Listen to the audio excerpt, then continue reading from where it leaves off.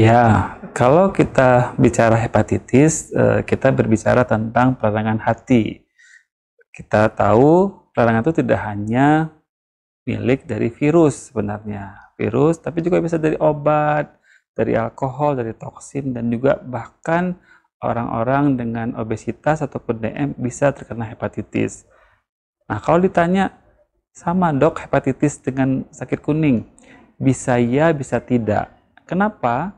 Karena tidak semua hepatitis itu bisa menjadi kuning pasien-pasiennya.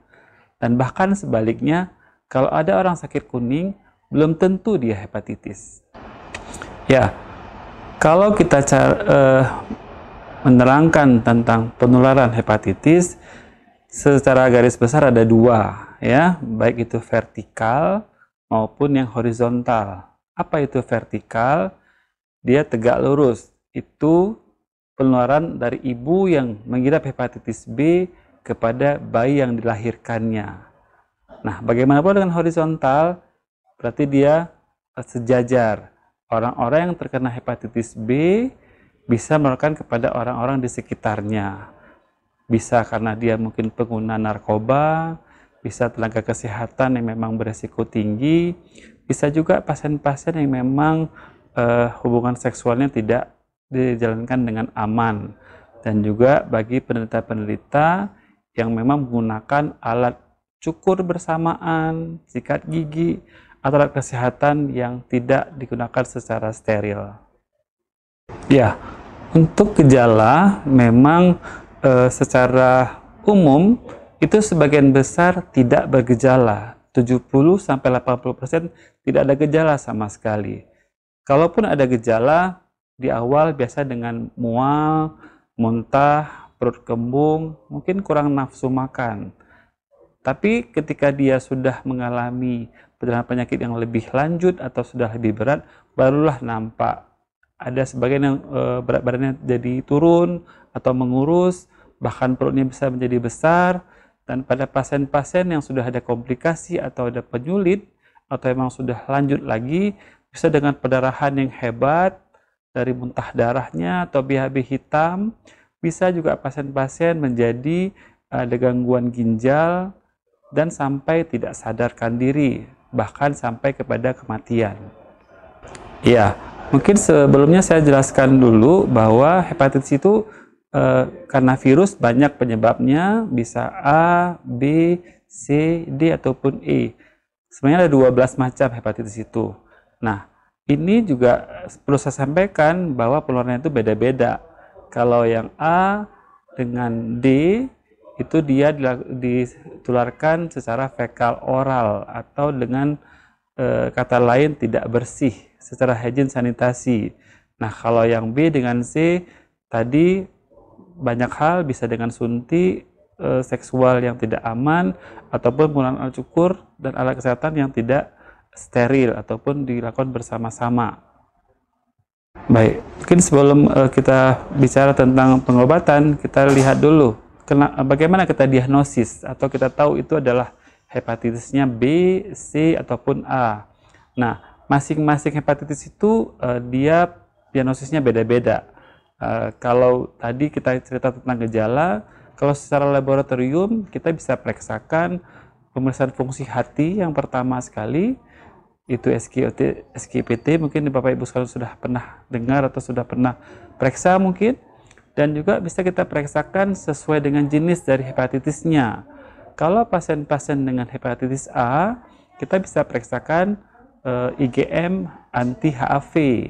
Sementara kalau untuk hepatitis B, kita bisa periksa awalnya adalah periksa darah HBsAg. Jadi kita melihat apakah terinfeksi atau belum terinfeksi. Kemudian berikutnya adalah anti-HBs. Itu maksudnya apa? Kita periksa antibodinya. Apakah sudah ada prajurit di dalam tubuh kita atau belum. Nah, kalau yang C atau hepatitis C virus, kita bisa periksakan anti-HCV. Kalau dia positif, berarti sudah terinfeksi virus hepatitis C. Ya, mungkin sebelum pencegahan, saya berbicara dulu tentang pengobatan terlebih dahulu, bahwa itu tergantung penyebab dari hepatitisnya apa? Apakah A, B, atau C?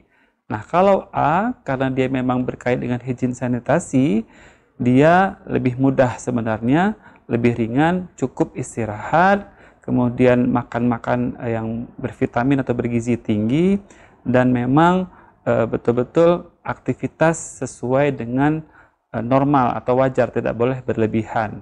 Nah, kalau hepatitis B ataupun C, dia ada pilihan obat, baik itu obat minum ataupun obat injeksi.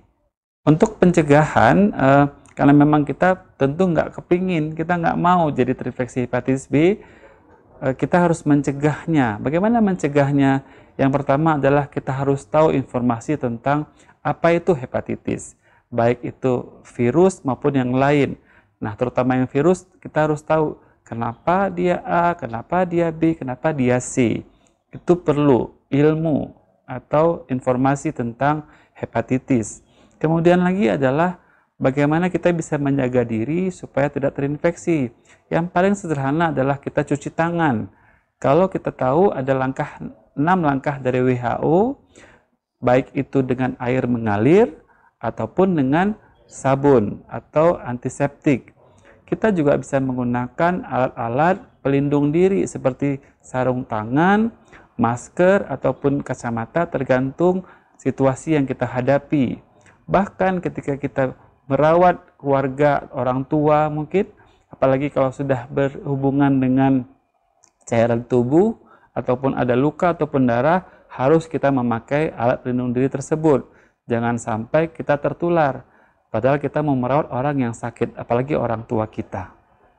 Dan tentu satu lagi adalah, kalau memang kita sudah periksakan diri, HbsAg kita negatif, berarti kita belum terinfeksi, sementara antibodi kita juga belum terbentuk, kita bisa vaksinasi, kita bisa konsultasi ke dokter yang terdekat, atau yang sudah biasa kita bertemu, akan dianjurkan vaksinasi sebanyak 3 kali untuk terbentuk antibodi dalam tubuh kita. Dan semoga semua kita terhindar dari virus hepatitis B dengan pencegahan dan pengetahuan yang sudah kita punya. Kita sebarkan juga kepada teman, saudara, dan juga keluarga kita. Dan kalaulah pun kita sudah terinfeksi hepatitis B, jangan sampai menjadi berlanjut. Lakukan konsultasi secara teratur dan selalu berpikir positif dan terus menjaga diri dalam hidup sehat. Baik, terima kasih semuanya Bapak Ibu, sahabat edukasi atas kesempatan. Semoga apa yang saya sampaikan menjadi bermanfaat. Salam edukasi.